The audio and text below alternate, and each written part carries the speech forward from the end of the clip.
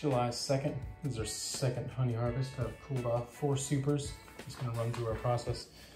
This is the drippings tray from the Pierce on capping tank. What happens is I pull out one at a time, and then I'll bring it up here and on cap it in the on cappings tank. And then as soon as I've got my first 4, I put them in the extractor, and then I move them back over to empty supers. I don't have the first empty super until I have 4 in here, and then 4 queued up, ready to go in here. After I do on cap 2, I flip the frames and then just crank it up and let it run. And then I do 2 more, and then I know that these are done. I'll move these 4 out, and then those 4 in, and then I'll do 2 more, and then I will flip the frames and then do another 2. So I have 4, and then swap those out and go. The honey for this harvest is a lot lighter than our first harvest. It's interesting. It's my first experience with the Pierce on capping tank. And as this fills up, this is getting pretty filled up, so it's gonna be hard to get a lot of stuff in there. But I've already gone through 3.5 supers. So I'll probably start putting these in my extractor bag and then spinning the cappings out. And then when it comes out of the cappings bags, it comes out like a little wax pancake. These are the extractor bags that I got, and they just sort of hang on the frame. So you fill them up, and the hooks hang on your extractor. Spin them on one side, spin them on the other side. The first time I just got 1, and I offset the weight with a frame, and an empty frame was all it took. But I ended up buying 4 of these bags total, so that I can do a lot more faster. Because when I do the spinnings, the cappings, I let it spin for a lot longer because there's a lot more wax, or a lot more wax in the way of the honey, so it takes longer for that stuff to spin out. And then I'll flip it, and then I can flip it a couple times while I'm doing something else. And that something else is probably going to be pulling more supers, because I pulled these off of 2 hives, actually 1 large hive, and one of my nukes I kept putting supers on, and it gave me 2 full supers. So another nice thing about the 8 frame is the 4 frame extractor does half and half, and then it moves it right along. I guess the other bottleneck would, if you had 10 frames, is you'd have to put more in your on capping tank. But if you could stage more there, then you could process those out so that you had an empty box to put things back into. And I'm just using the lid to a top of one of those 27-gallon totes as a drippings tray on the stuff that's been extracted. There's not much dripping off of that. There's more dripping off of the fresh stuff. But that's where we are. Moisture content's been just under 18%, so 17.8, 17.9. So everything's going pretty well. I shouldn't have to dry anything. I'll just need to get in the bucket. And I've already got 1 bucket. This bucket's the second bucket.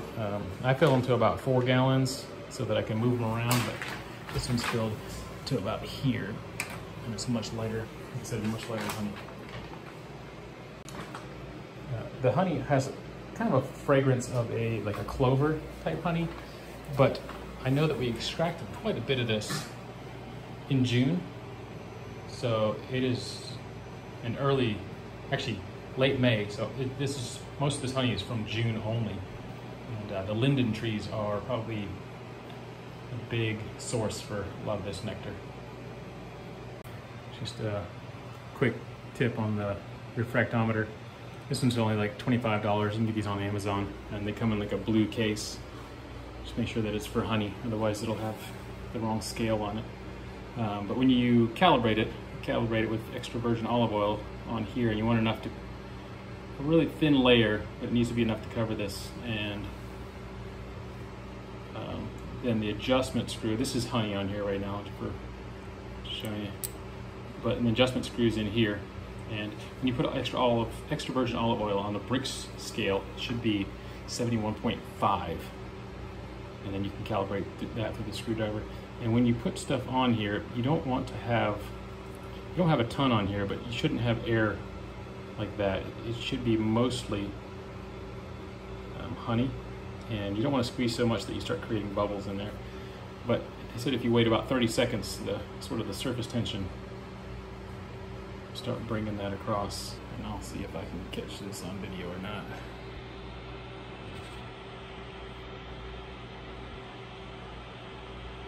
So that honey is actually like 16%.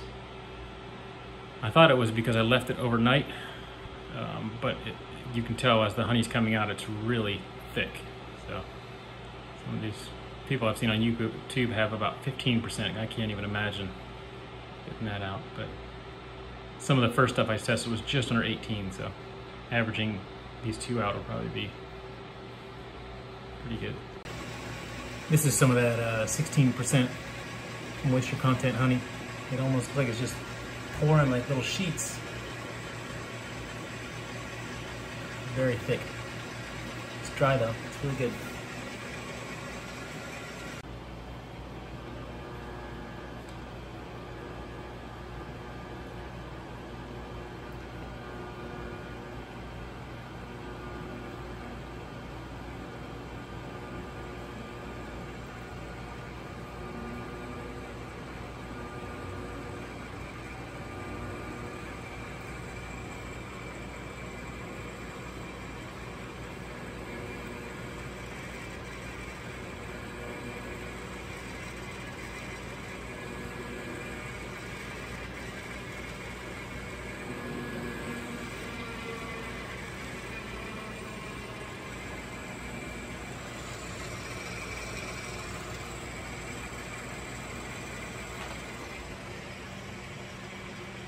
Got most of the cappings out in those bags. Trying to crank this up just enough that it won't vibrate. So about 80 is about the best I'm gonna get. And I'll just let that go for a while. Get quite a bit out of there and then I'll flip them over. And then there'll be like little pancakes of wax. There'll still be some in there, but easier to deal with. And then I can put those in a mesh and probably set those in a bag because this is just filling up too quick. But that was enough. 4 capping bags does almost all of the 4 supers that I had. So just wanted to show how much, this is the 1 gallon mark, how much honey has already come through this. And there's a lot of honey coming out. You can see it's almost backed up just because it's so thick. But you did get a lot of wax cappings, and some of this larger chunks were from the outside of the bags because I sort of had them all set in here and I was filling them, so that stuff may have just flown right off. But it's getting a lot of honey out of them. And I'm already up to 90.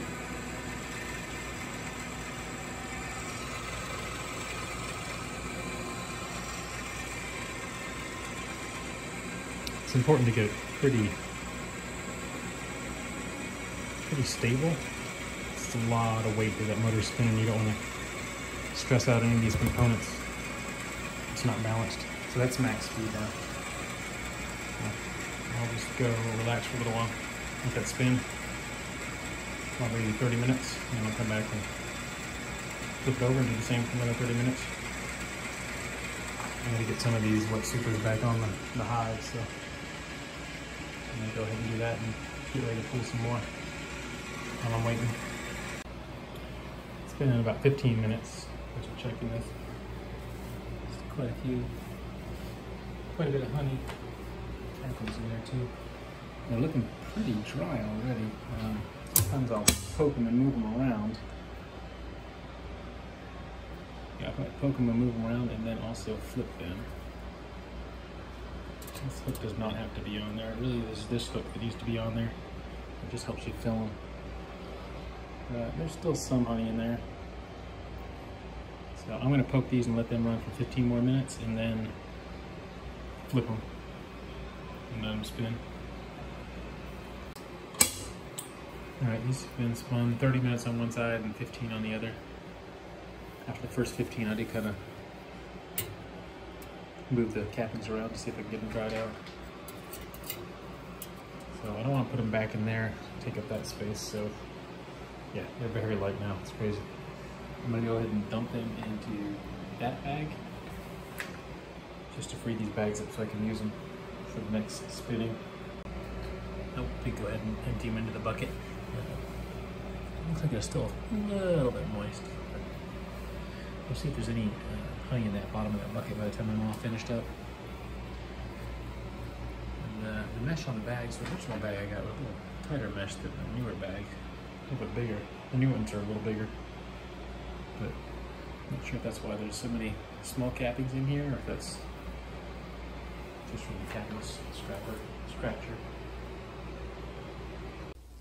It is July 3rd. Went through and pulled more supers. Got quite a few.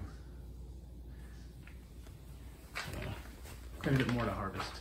So just getting into this. It's the second day of pulling and harvesting. I spread whatever I had not spun out in here, and I'm just gonna let that fill up. Once it gets filled up, then I'll spin it out with the cappings bags again. And that was the capping wax from last time. I did put it in a filter bag. I'm really curious to see if anything else drains out of that. But it always seems to catch some when we do the solar wax melter. If there's any trapped in there. Already started on capping, but it has been a long day of pulling supers.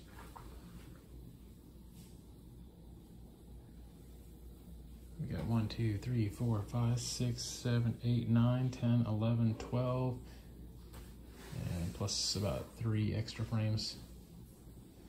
And yesterday I harvested 4, plus a 5-frame nuke super, and a 5-frame deep. So, quite a bit of honey. Our hive 1, I believe it is, I pulled more than 100 pounds off of it. That's a record for us. Got almost 5 gallons of honey in this thing now, and that gate's not leaking. I really like that gate. You can put one of those on one of my bottling buckets. This was almost completely full, and now I've got most of it in here. These are all cappings bags, so I'm gonna get that going and spin that out. And gone through 2 other batches so far, and this is what we have, and that's very light, but it does have a mesh in it, so we'll end up seeing how much extra honey drains out of that over time. Close this up and get it started. Gotta start this thing slow because it could be a little off balance. But with the cappings, I let it run for 20-30 minutes before I flip it to the other side. It's at 50%, not much of a wobble at this point. Probably won't go much beyond 70 or 80%. There is a lot of weight on this, so you're putting a little bit more stress on this if your extractor isn't allowed to wobble a little bit, so just be careful.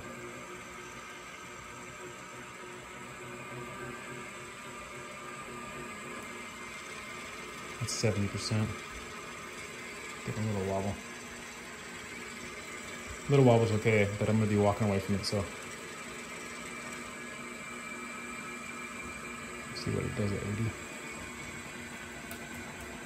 80. 80's walking a little more than I want, so let's leave it at 70 for a while, and then come back and revisit that. I've got 1, 2, 3, 4, 5, 6, 7 buckets. Got 7 buckets that have between 4 and 5 gallons in them. 4 gallons is about the rim, and that's about as heavy as I want to lift, so I'd rather put it in more buckets. That way when I'm pouring stuff out and lifting it up, it's a little easier to manage. But I do need to get this out, so that would be like an 8th bucket right there. And get these cappings, and then I still have 4 more supers that are full. I have a super here. The ones that are flat, besides that one sticking up there, are ones I may want to enter in a honey competition with our local beekeeping association. So I'm just pulling them out, and then I'll look through those and maybe save one or two for the show, and just hopefully they don't get damaged between now and then. I'm not sure what's going on here. Looks frothy.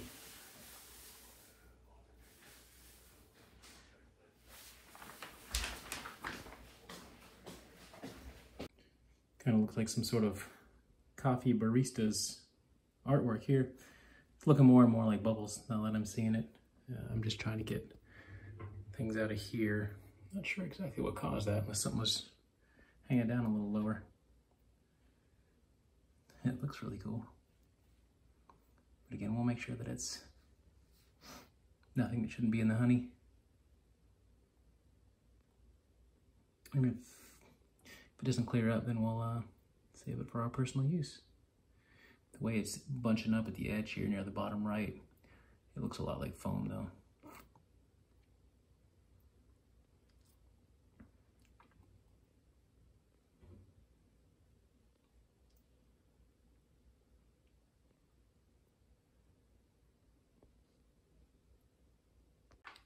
This extractor, if you just tip it over, since it's got a metal throat here and rest it on that filter, actually gets most of the honey out of there. Towards the end I'll dump it all, but this is just to get that, what looks like bubbles out of there. So this is after the wax cappings. There's a fair bit of wax in there, but it's easy to scrape up. And then this is the bucket that has the, what I'm thinking is just bubbles in. Pretty crazy looking. You can see little bubbles popping right along here, so pretty positive that's what that is. But we'll leave that separate and let all those bubbles pop, make sure it's clear. I got about 5 gallons, and I got a 5-gallon bucket, but I know that gate's a little bit off the bottom. So I was curious about this gate. It had a little extra wing on it, and now I understand it so that you can tighten this so that it doesn't drain really quickly. Let's see if I can show that. You can loosen that and slide it back down. It's this extra piece right here. It's so that it can be on the stopper. That way you're not dumping a lot at once. That's some good looking honey. Just finishing up, I pulled out that grate. Not very many cappings actually went through this thing. I'm gonna try to pull this filter up onto the outer box so that that stuff can drain out overnight. So that's actually pretty nice. So you can snug this down and that'll hold that up. So if there's any extra honey, it'll drip down to that lower part. And then the rest of the cappings I just went ahead and put in here. So this will be my last spin.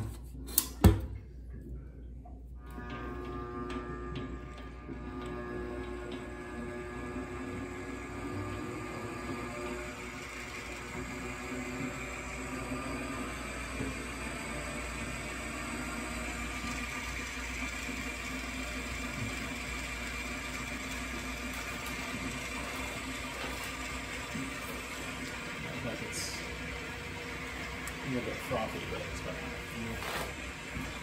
2, 3, 4, 5, 6, 7, 8, 9, 10 that are full, about 4 gallons, and then 2 buckets of wax cappings, and this will add to those so I can get those wet.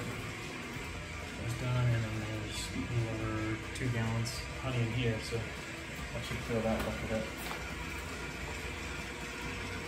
Bring our total for 11 buckets.